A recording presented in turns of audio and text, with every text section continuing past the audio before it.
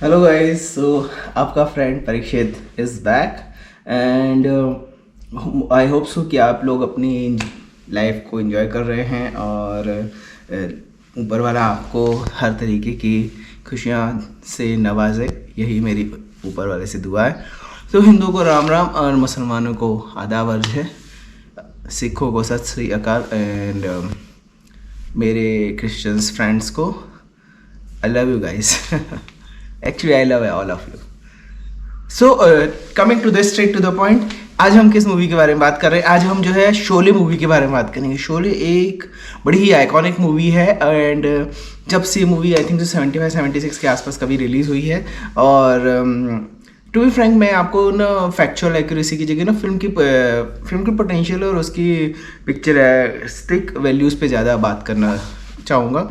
और मैं आपको उसी के बारे में कि आपको एज ए फिल्म मेकर्स और एज ए लर्नर आप उससे क्या लिफ्ट कर सकते हो। सो स्टोरी, शोले एक रेवेंज ड्रामा है, सिंपल। नॉर्मली बाप का बदला बेटा लेता है, यहाँ बेटे का बदला बाप ले रहा है, ऐसा ही है और कुछ नहीं है। अब फिल्म जो है शोले एक बहुत बड़ी सक्सेस थी। तो जो लोग स्टोरी राइटिंग और स्क्रिप्ट राइटिंग पे एज ए कैरियर सोचते हैं, उनके लिए एक बहुत सारे इंपॉर्टेंट फैक्टर्स हैं कि अगर आप एक रिवेंज ड्रामा बना रहे हो तो फिल्म का रन टाइम केवल 1.5 रखो, ज़्यादा रखने की ज़रूरत नहीं है। लेकिन अगर आप चाहते हैं कि इसको और एक्सपैंड किया जाए तो फिर आपको उसमें कॉमेडी डालनी पड़ेगी और बहुत सारी कॉमेडी डालनी पड़ेगी, because revenge drama movies basically थोड़ी सैड होती हैं और लोगों को पता ही रहता है कि एंड में हीरो हीरोइन हीरो इज वहू से एवर इज हीरो, वो जो है उसका रिवेंज ले लेगा। सो उसको एंगेजिंग बनाने के लिए अगर फिल्म का रन टाइम आपने डिसाइड किया है कि वो मोर देन 1.5 आवर से ज़्यादा होगा, ऐसी सूरत में आपको जो है मूवी में कॉमेडी डालनी है और गैग्स डालने हैं। बहुत सारे वन लाइनर्स की जगह कोशिश करना चाहिए कि एटलीस्ट 2 या 3 मिनट्स के रन अप वाले कॉमेडी गैग्स हों। इस फिल्म की शूटिंग जो है बेसिकली इंटीरियर ऑफ इंडिया में की गई है, MP and Bihar and something like that. So मैं उस एरिया को प्रमोट नहीं कर रहा हूँ, टू बी फ्रैंक। मैं आपको लोकेशन को प्रमोट करने की बात कर रहा हूँ। इसमें जो है अमजद खान जैसे लेजेंडरी एक्टर का डेब्यू हुआ और सलीम जावेद साहब ने उन्हें इस मूवी के लिए लेके आए थे। एंड आई टेल यू, उनके बीच में बाद में डिफरेंसेस काफ़ी ज़्यादा हुए, बिकॉज जब फिल्म रिलीज़ हुई और उसके करीब 2-3 हफ्ते तक फिल्म नहीं उतनी चल रही थी, टू बी फ्रैंक। जो भी रीज़न रहा हो, फिल्म उतनी नहीं चल रही थी, पर ऐसा बहुत सारी हिट फिल्मों के साथ हो चुका है।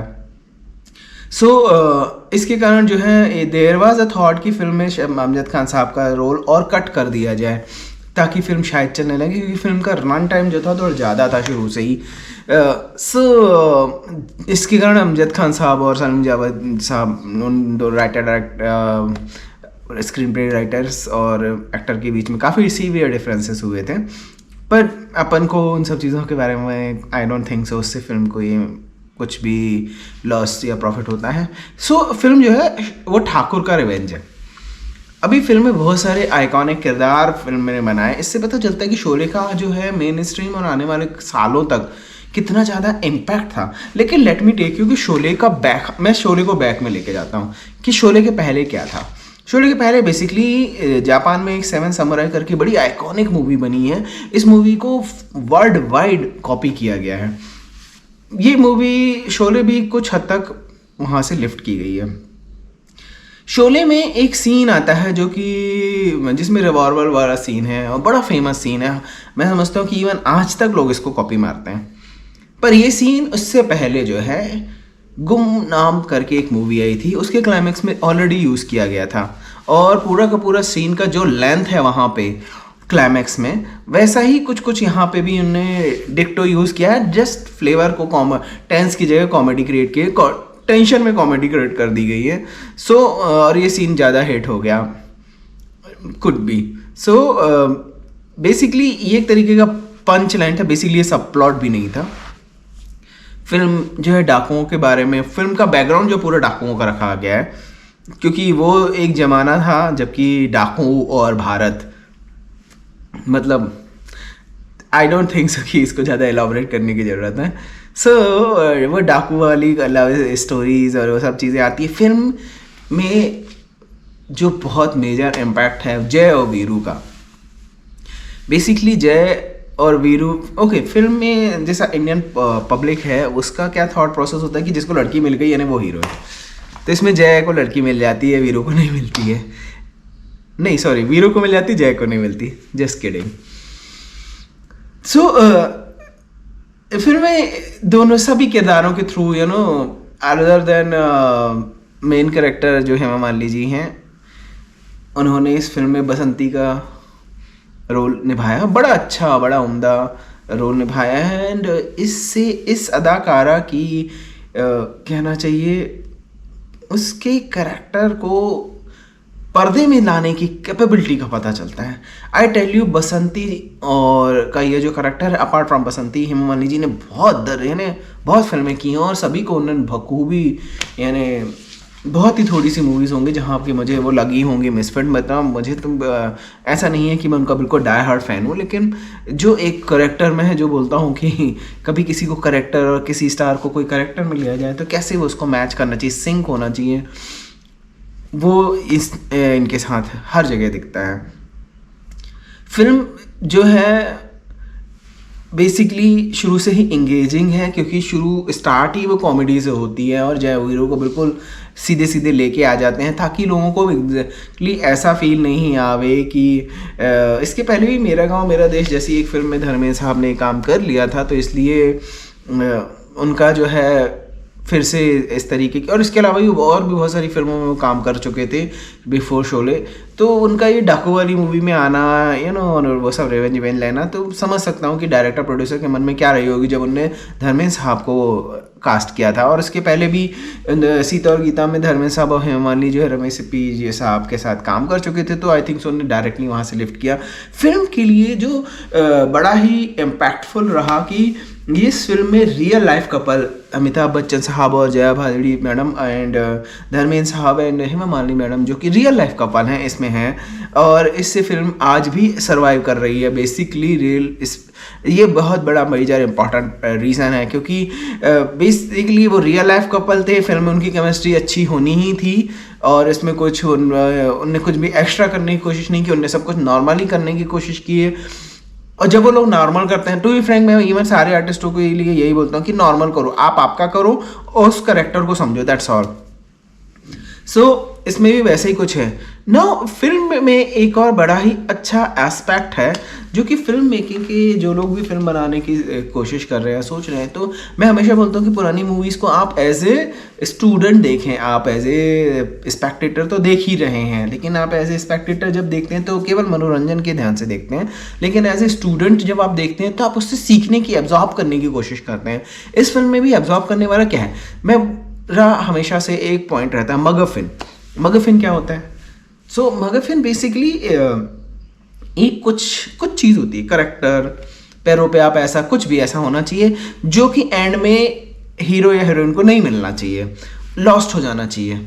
इसका बहुत बड़ा एग्जांपल मैं टाइटैनिक के बारे में आपको पहले भी बता ही चुका हूँ कि जिसमें कि वो डायमंड, ब्लू कलर का डायमंड वर्ल्ड वाइड फेमस हो गया। इसी तरीके से यहाँ जया भादुड़ी जी का करेक्टर जो है एज ए मगफिन यूज़ किया गया। बेसिकली आप देखेंगे फिल्म में उनका एक छोटा सा रोल है, जिसमें कि संजीव कुमार साहब उन्हें देखने जाते हैं, उसके बाद अपनी बहू के रूप में सेलेक्ट कर लेते हैं, और फिर बाद में उनका हस्बैंड मर जाता है। अमिताभ बच्चन साहब से उनके बड़े छोटे छोटे से गिने चुने सीन हैं, जिसमें कि उस कैरेक्टर के बारे में पब्लिक को लिंक रखा गया है, और उस कैरेक्टर के बारे में कि लोगों को ध्यान में रहता है कि हाँ ये कैरेक्टर है जो कि है रियल लाइफ में अभी है, यानी तो लोगों के दिमाग में वो बात थी। और बाय लक ऑफ प्रोड्यूसर्स, यानी उन लोग की शादी भी हो गई इसी दौरान या इसकी फिल्म के बनते वक्त। सो ये सब चीज़ें भी हमें बहुत फेवर कर गई मूवी के लिए। और एंड में जो कैरेक्टर है अमिताभ साहब का, जय का कैरेक्टर नहीं रहता है, तो लोगों के मन में वो जो दर्द, दुख सब कुछ क्रिएट हो गया, दिखाना नहीं पड़ा पर्दे में, और लोगों को मन में ही पैदा किया। इसको कहते हैं मगफिन, जहाँ की लोगों के दिमाग में कुछ डाला जाता है मूवी के थ्रू। और ये एक ऐसी चीज़ है, आज भी लोग, I think so, I am telling you, जिसने भी ये मूवी देखी उसमें हर बार जब आप देखो तो वो जया भादुड़ी जी का कैरेक्टर जब एंड में दिखाते हैं कि वो बिल्कुल बेचारी दुखी होके उन्हें के बारे में सोच रही हैं या नहीं सोच रही हैं, जो भी है, लेकिन कुछ याद करने की कोशिश करेंगे। सो दिस इज़ मगफिन, और इन चीज़ों का इम्पैक्ट जो है स्टोरी टेलिंग में बहुत बहुत इंपॉर्टेंट होता है। अब फिल्म की दूसरी इंपॉर्टेंट एस्पेक्ट की ओर जाते हैं कि अदर देन मगफिन, जो फिल्म का मेन प्लॉट है, अभी मेन का मेन प्लॉट जो है कि ठाकुर जो है इन दोनों हीरोज़ को हायर करता है। ठाकुर के हाथ काट दिए हैं, तो इससे क्या होगा ना कि अब कैसे, यानी कैसे ठाकुर उससे बदला लेगा। फिल्म चाहे जितनी भी चलती जाए, लेकिन लोगों के दिमाग में, एटलीस्ट जो लोग हमेशा फर्स्ट टाइम व्यूअर्स है, उसके दिमाग में ही रहेगा साला इसके हाथ कटे हुए हैं तो ये उससे रिवेंज कैसे लेगा, इस तरीके के क्वेश्चन मार्क क्रिएट करना। और फिर उसको सॉल्व करने से क्या होता है ना कि फिल्म जब एंड में कंक्लूड होती है तो लोगों को थोड़ी सेटिस्फेक्शन फील होता है। नाउ फिल्म में सभी किरदारों को सीन्स प्रॉपरली एक्सप्लॉइट किए गए हैं, उनके सीन्स को डेवलप किया गया है, फिल्म को बहुत क्लोज रखने की कोशिश नहीं की गई है। ये फिल्म एक मास्टरपीस है कि जहाँ पे आप एक्शन एडवेंचर सीन्स, जैसे कि जो एक्शन कहते हैं, हाई एक्टेन सीन है, कुछ भी कह लो आप, फिल्म में काफ़ी हैं। करीब 4-5 तो बहुत ही हैं, जहाँ डाकू आते हैं, फिर से डाकू आते हैं और फिर से डाकू आते हैं, आते ही रहते हैं। तो जो भी है उनकी फ़ाइट होती है। एक रेल का सीन है जहाँ पे कि जय वीरू कैसे ठाकुर ने उन्हें सेलेक्ट किया वाला एक सीन आता है। रेल वाला सीन बहुत खूबसूरती से फिल्माया गया है। मैं इसलिए भी बोलता हूँ आज के फिल्म मेकर्स और आज के हाईटेक एडवांस टेक्निक के ज़माने में लोगों को अप्रिशिएट करना चाहिए इस तरीके की चीज़ के लिए, क्योंकि उस ज़माने में रियली बहुत लिमिटेशंस थे। और स्पेशली इंडियन फिल्म सिनेमा में ग्रीन स्क्रीन तो छोड़िए, ब्लू स्क्रीन, मतलब बहुत, यानी सच में बोलूँ बहुत ज़्यादा लिमिटेशन थे। इन सब लिमिटेशंस के बीच में भी फिल्म मेकर्स ने ऐसे सीन्स अटैम्प्ट किए हैं, उनको फिल्म में लेके आए हैं और उन्हें एग्जीक्यूट किया है। तो इवन स्टार कास्ट और उस ज़माने में जो भी उनसे बन पड़ा, उन सभी को heads of for their efforts. जो फिल्म में वो एक ट्रेन का बहुत खूबसूरत सीन आता है, जो उसके बाद फिर डाकुओं का अटैक वाला सीन आता है, उनकी फ़ाइट वाला सीन आता है, और उसके बाद फिर अमिताभ साहब जब वहाँ से निकलते हैं और एक पुल वाला सीन आता है। उस सीन को आप क्रांति में भी ऐसा एक सीन है, तो ठीक है, उससे क्रांति या शोले दोनों के आपस में कंपैरिजन की ज़रूरत नहीं है। लेकिन हाँ, मतलब बसंती का फॉलो वाला चीज़ वाला सीन आता है, जबकि वो धनो तू भाग बसंती की इज्जत एंड ऑल दैट, वो सब डायलॉग वाले वो आते हैं। I am not gonna push you on those dialogues, वो आप तो देख के एंजॉय कर ही सकते हो। मेन पर्पस ये कि अब मैं हमेशा बोलूँगा कि फिल्म को मनोरंजन के अलावा उससे कुछ अच्छी चीज़ें भी आप सीख सकते हैं। सो ये सारे सीन जो है फिल्म को एंगेजिंग तो करते ही हैं, उससे जो है फिल्म के जो भी एक्शन सीन्स हैं उनको थोड़ा वैल्यू मिलती है। एक कहना चाहिए आज के ज़माने में भी मैं बोलूँ, ट्रेन को फिल्म में डाल दो, थोड़ा सा एक्शन सीन डालना है तो लोग बहुत आराम से कैरी कर जाते हैं, बिकॉज स्टिल वर्ल्ड में बहुत सारे लोग ट्रेन से ट्रैवल करते हैं, प्लेन से कम लोग ट्रैवल करते हैं। सो प्लेन वाले एक्शन सीन जो है बहुत सारे क्राउड को नहीं कैच होते हैं, बिकॉज जो चीज़ उन्हें जी नहीं है उस चीज़ को वो कैच नहीं कर पाएंगे। हर फिल्म तो अमेरिका में रिलीज़ नहीं होने वाली है, सो या लंदन में, जैसे हमारा गांव लंदन, तो चलो वो सारे जोक्स दूसरी जगह के लिए, अपन शोले पे ही रहते हैं। तो शोले जो है मूवी, इसके गाने जो है आर डी बर्मन साहब ने कंपोज किए थे, और इसके गाने रियली आउटस्टैंडिंग नहीं है। मैं सच बोलूँ, कोई भी गाना आउटस्टैंडिंग नहीं है, लेकिन गाने अच्छे हैं। आउटस्टैंडिंग क्या होते हैं, वो आइकॉनिक सॉन्ग्स होते हैं। तो आइकॉनिक इवन मैंने लोग रियली बहुत सारे गानों को लाइक भी करते हैं उनकी पिक्चराइजेशन वैल्यूज़ के कारण, गानों के कारण जो भी है। और इसके गानों पे रीमेक्स बहुत दुनिया भर का कचरा बनाया गया है, एंड दुनिया भर का फ़न भी किया गया है मूवी के ऊपर। लेकिन आई टेल यू कि इसके गाने अच्छे हैं। फिल्म में एक महबूबा महबूबा करके सॉन्ग आता है फिल्म के बिल्कुल बीच में। उस ज़माने में एक अरबिक सॉन्ग रिलीज़ हुआ था, आप उसको यूट्यूब में ढूंढ के देख सकते हैं, वो भी बहुत अच्छा है और प्रॉपरली अच्छा शूट किया गया है। यहाँ महबूबा महबूबा सॉन्ग आता है, हेलन जी की एंट्री होती है फिल्म में। उस ज़माने तक हेलन जी का कैरियर एक्चुअली थोड़ा सा डाउन हो चुका था, लेकिन इस फिल्म में उनका सॉन्ग आने के कारण उनको 1-2 मूवीज़ कुछ और भी मिली होंगी, आई होप सो। यहाँ उनका कैरियर काउंसलिंग नहीं कर रहा हूँ लेकिन वो बहुत बेहतरीन अदाकारा हैं और उन्होंने बहुत सारे खूबसूरत गानों को पर्दे में रियलिटी लेके आई हैं। उन्होंने महबूबा महबूबा में मतलब रियली यार आग लगाई है। आई स्टिल से कि आज के ज़माने में बॉलीवुड अपने नेपोटिज्म से अगर बाहर आ सके तो बहुत सारे आर्टिस्टों को, इस तरीके के आर्टिस्टों को ढूंढ सकते हैं, इस्टेब्लिश कर सकते हैं और उन्हें ग्रो भी कर सकते हैं एज ए आर्टिस्ट। इवन इससे बॉलीवुड को भी फ़ायदा होगा। आफ्टर ऑल वो 4-5 फैमिली से एक दिन तो वो सारी की सारी ख़त्म ही होने वाली हैं, तो इससे इंडियन फिल्म इंडस्ट्री और बॉलीवुड को कुछ फ़ायदा नहीं होने वाला है।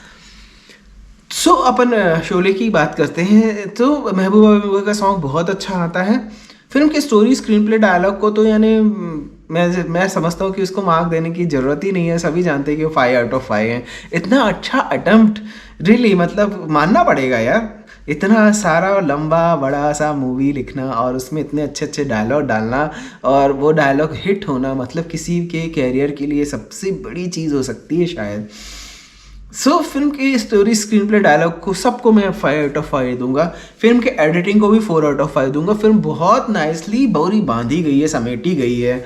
और उसके अलावा जो है फिल्म के जो डायरेक्टर ऑफ फोटोग्राफी है, फिल्म के डायरेक्टर ऑफ फोटोग्राफी को मैं 4.5 स्टार दूंगा। एक्चुअली फिल्म बहुत अच्छी शूट की गई है। लोकेशन हंटिंग जिन्होंने भी की है, बहुत ही मार्वलस वर्क किया है उन्होंने। फिल्म की शूटिंग के पीछे जो बैकग्राउंड में जो भी सीन दिखे हैं, वो सारे सीन लंदन पेरिस नहीं दिख रहे हैं, लेकिन बेहतरीन दिख रहे हैं, फॉरेन के भी नहीं है, इंडिया के हैं। इसके लिए मैं कहता हूँ कि फिल्म मेकर्स अपने जो करोड़ों रुपए जाके फॉरेन में वेस्ट करके आते हैं ना, ठीक है आप आपके क्रू को ऐश कराना चाहते हैं, एक अलग बात है, लेकिन आप इंडिया में भी शूट कर सकते हो। इंडिया बहुत बड़ी कंट्री है, अपना भारत देश बहुत बड़ा है। लोग उसको वहाँ चाहे मजाक के रूप में बोले, लेकिन वो रियली वर्थ है। तो आप इंटीरियर्स में जाके शूट कर सकते हैं और उसमें आपका बजट भी बहुत कम लगेगा, उतना खर्चा नहीं आएगा और अच्छे अच्छे शॉट्स भी आ जाते हैं। फिल्म में डांसिंग सॉन्ग्स हैं, जैसे कि होली वाला बेहतरीन सॉन्ग आता है और उसके अलावा महबूबा, तो 2 डांसिंग सॉन्ग्स होना, उससे फिल्म को बहुत इम्पैक्ट आता है। पब्लिक जो है डांस चाहती है, चाहे इंडियन पब्लिक हो चाहे फॉरेन की पब्लिक हो, सबको डांस चाहिए। पब्लिक जो कहीं की, जो पूरी वर्ल्ड वाइड पब्लिक किसी भी कल्चर भाषा को बोलते हैं, लेकिन डांस सभी करते हैं, ये एक ह्यूमन नेचर है। उससे फिल्म को बहुत फ़ायदा होता है। नाउ फिल्म की कोरियोग्राफी की बात करें, देखिए बहुत दिनों बाद मैं कोरियोग्राफी पे बात कर रहा हूँ, क्योंकि इस फिल्म के जो सॉन्ग्स थे आइकॉनिक हैं और डांस नंबर उससे भी ज़्यादा आइकॉनिक। अभी एक्स्ट्रा आइकॉनिक से मेरा मतलब ये है कि जहाँ सॉन्ग और डांस दोनों एक दूसरे से सिंक हो रहे हैं। सुपर हिट होना, और उस ज़माने में बहुत बड़े हिट थे, नॉर्मल हिट थे। लेजेंडरी वाले आइकॉन अपन कभी और डिस्कस करेंगे, तो अपन शोले में रहते हैं और इसके गाने और सब वो बड़ा अच्छे से मिलते हैं। डाकुओं को अटैक होता है, वो किडनैप होते हैं, फिल्म में जो है महबूबा गाना एक्चुअली पहले नहीं था स्क्रिप्ट में, बाद में डाला गया था, पर फिर भी उससे फिल्म को बहुत ज़्यादा फ़ायदा हुआ है। फिल्म में जो करेक्टर है, कहना चाहिए, हमने मगाफिन की बात कर ली, हमने रेवेंज की बात कर ली, जय साहब का करेक्टर जो बनाया गया है, बेसिकली अगर आप देखेंगे कि अमिताभ साहब जो है बड़े ही खूबसूरती से बिना हंसे और बिना कुछ रिएक्शन किए बड़े प्यार से कुछ बातें बोल जाते हैं और वो पब्लिक को बहुत अच्छी लगती है। ये एक उम्दा कलाकार की निशानी है। जबकि यानी ये चीज़ थोड़ी बहुत दिलीप साहब में भी देखने मिलती है, जबकि दिलीप साहब की अपना एक अंदाज था। तो ये एक बहुत ही इम्पॉर्टेंट चीज़ होती है किसी भी कलाकार के लिए, कि हर बार ज़रूरी नहीं है कि आप रिएक्ट करके दिखाएं, लेकिन आपके फेस के वो छोटा सा बड़ा सिंपली कैसे आप कूलली एक बात को कह देते हैं, पब्लिक के बेट में यानी गुदगुदी हो जाती है। जैसे कि बहुत सारे ऐसे सीन हैं, जो लाइक कि बसंती तुम्हारा नाम क्या है, वो एक सिंगल लाइन, एक पंच लाइन है, लेकिन कितना बड़ा इम्पैक्ट क्रिएट करती है। मैं यहाँ अमिताभ साहब की एक्टिंग को प्रेज करने की पर्पज से नहीं, हम शोले के में उस सीन और उस कैरेक्टर के हिसाब से देखना चाहते हैं बेसिकली। इसीलिए मैं बोलता हूँ जो कैरेक्टर डिपार्टमेंट होते हैं, जब वो कैरेक्टर डेवलप करते हैं तो कैरेक्टर के बारे में प्रॉपरली थॉट प्रोसेस देनी चाहिए। फिल्म में हीरो हीरोइन होते हैं, और जैसे कि जय साहब जो है यहाँ पे फर्स्ट लीड में है, वीरू साहब भी जो है वो भी फर्स्ट लीड में है। एक्चुअली जय साहब सेकेंड लीड में कहना चाहिए, वीरू साहब फर्स्ट लीड में, क्योंकि उनका रन टाइम भी ज़्यादा है और उनको ज़्यादा स्पेस मिला है फिल्म में। संजीव कुमार साहब जो है बेसिकली फिल्म के मेन हीरो वही हैं, ठाकुर ही है। भले ही उनका ओवरऑल बहुत सारे सीन में दिखते हैं और फिल्म के करीब ऑलमोस्ट मोर देन 1 आवर के स्पेस में वो नज़र आते हैं, और ऐसे बहुत सारे सीन हैं जहाँ के उनके सोलो शॉट्स हैं। ऑफकोर्स वो उनके एज दिखाए हैं तो उनके साथ गाने तो उतने नहीं फिट होते थे, लेकिन फिर भी ये बात थोड़ी बहुत सारे लोगों के लिए अनडाइजेस्टिव हो सकती है, लेकिन फिर भी द रियलिटी कि फिल्म जो है बेसिकली ठाकुर की मूवी ही थी। और अमित जी का करेक्टर जो है सेकंड लीड था, फर्स्ट लीड तो धीरेन्द्र साहब ही थे, अमित जी भी जानते हैं। इतना तो खैर उन्हें भी अनुभव। खैर पर हम यहाँ उनके फर्स्ट लीड सेकंड लीड इसी पे डिबेट नहीं करना चाहते। हम जो है फिल्म में उन सारे किरदारों की अवेलेबिलिटी और उनकी पोटेंशियल इनपुट के बारे में बात करना चाहते हैं। वैसे धर्मेंद्र साहब को मैं नहीं समझता कि बहुत खुशी हुई थी, क्योंकि अमिताभ जी के मरने के कारण, मतलब जय साहब के मरने के कारण फिल्म का पूरा क्रेडिट जो है जय साहब को मिल गया था। उस जमाने का लोगों का माइंडसेट ही कुछ ऐसा था। ये फिल्म बेसिकली इवन आनंद में जहाँ पे राजेश खन्ना साहब मर जाते हैं और अमित जी का करेक्टर रह जाता है, उस ज़माने में उन दोनों में बड़ी फाइट हुई थी इस चीज़ के लिए, जो उस ज़माने में राजेश साहब बड़े स्टार थे। और भी एक और उनने एक मूवी साथ की थी, उसमें भी ये मरने के लिए उन लोगों ने आपस में झगड़ा कर लिया था। तो यहाँ फाइनली जय साहब मर जाते हैं, अमिताभ साहब को वो कैरेक्टर मिल जाता है और उन्होंने डायरेक्टर प्रोड्यूसर को बोल दिया कि भाई जो भी है। इस फिल्म के मेहनताने में आई थिंक सो उन्हें बंगलो दिया गया था, क्योंकि उनके पास पैसे नहीं थे। आज उस बंगलो की वैल्यू बहुत ज़्यादा है। बट इस शोले ने उस ज़माने में एक्स्ट्रा ऑर्डिनरी बिजनेस किया था और बहुत सारे रिकॉर्ड ब्रेक किए थे। इवन रन टाइम के बारे में उसका रिकॉर्ड जो है ऑलरेडी सबको पता है। सो अब हम सेवन समुराई और शोले के बारे में बात करें। सेवन समुराई बेसिकली उसमें 7 समुराई होते हैं, यहाँ 7 समुराई नहीं है। यहाँ पे वो 2-4 लोग ही रहते हैं बेचारे, जय, वीरू एंड बसंती, जो लोग मेनली रिवेंज लेते रहते हैं, और ठाकुर साहब होते हैं और एक गांव होता है बस। 7 समुराई आप मूवी अलग से देख सकते हैं, बहुत खूबसूरत मूवी है और बेसिकली वो प्रॉपरली रिवेंज स्टोरी है, लंबी मूवी है। और मैं उस फिल्म के बारे में भी अपन बहुत डिटेल में बात करेंगे अलग से। तो शोले और 7 समुराई में मुझे बेसिक थीम लाइन्स को अलावा कोई सिमिलरिटी नहीं दिखती है, और जो लोग भी उसको इस तरीके से कनेक्ट करने की कोशिश करते हैं, बेसिकली जो स्टोरी राइटर है उसकी मेहनत को उन लोग तवज्जो नहीं देना चाहते। लेकिन मैं सीरियसली बोलता हूँ कि शोले अपने आप में एक स्टैंड अलोन मूवी भी है। तो उन्होंने कुछ सीन कॉपी किए हैं इधर उधर से, कहीं कहीं से बोरो किए हैं, बट फिर भी उनके जो एफर्ट्स हैं बहुत ही काबिल तारीफ हैं। फिल्म जो है उसका डायरेक्शन, फिल्म का डायरेक्शन एक्चुअली उन्होंने जब फिल्म बनाई होगी तो कभी उम्मीद नहीं की होगी कि फिल्म इतनी गजब की बन जाएगी। पर यही अच्छी बात होती है कि जब हमको कुछ पता ही ना हो और हम कुछ बनाए तो क्या होता है ना, कर्म अच्छा हो जाता है। सो उन्होंने कभी सोचा ही नहीं होगा। तो डायरेक्टर साहब ने बहुत खूबसूरत काम किया है। आप पूरी फिल्म को देख लीजिए, उन्होंने पूरी बहुत मेहनत की है। आर्टिस्टों ने तो गजब का काम किया ही है, सभी मजे हुए कलाकार हैं। लेकिन यानी डायरेक्टर को मैं इसलिए बोलता हूँ कि जब मल्टी स्टारर अपन कोई मूवी बना रहे होते हैं तो रियली टफ होता है। और ऐसी हालातों में उन्होंने इस पूरी मूवी को बनाया, संजोया और दर्शकों के सामने प्रेजेंट किया, यानी कि बहुत अच्छा काम किया है। इन्हें मैं 5/5 दूंगा। ये रियली आइकॉनिक मूवी है और आज भी बहुत सारे लोग इससे रेफरेंस लेते हैं, भले जोक करते हैं, जो भी करते हैं, उनकी रोजी रोटी इससे चल रही है। तो जो लोग उनसे डायरेक्टली इस मूवी से कनेक्टेड भी नहीं है तो भी उन्हें उसका फ़ायदा हो रहा है। तो आप समझ सकते हैं मूवी का इम्पैक्ट कितना है। सो दोस्तों, इस मूवी को आप देखिए, एंजॉय कीजिए। इसको कई बार देखा जा सकता है, टू बी फ्रैंक इवन आज भी फिल्म अच्छी है। इसको 5/5 मिलते हैं। Enjoy your movie, enjoy your evening.